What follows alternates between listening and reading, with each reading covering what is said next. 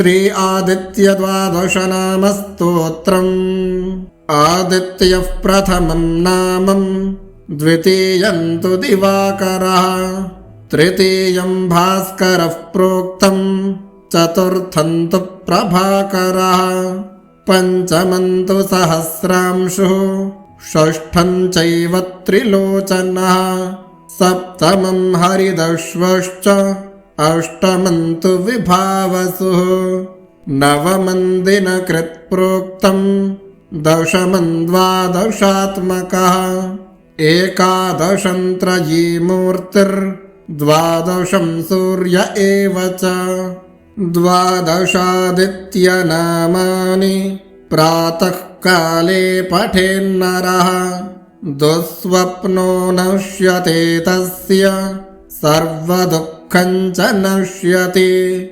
कद्रुकुष्ठहरं चैव दारिद्र्यं हरते ध्रुवम्, सर्वतीर्थकरं चैव सर्वकामफलप्रदम्, यः पठेत् प्रातरुत्थाय भक्त्या स्तोत्रमिदं नरः, सौख्यमायुस्तथारोग्यं लभते मोक्ष एव च।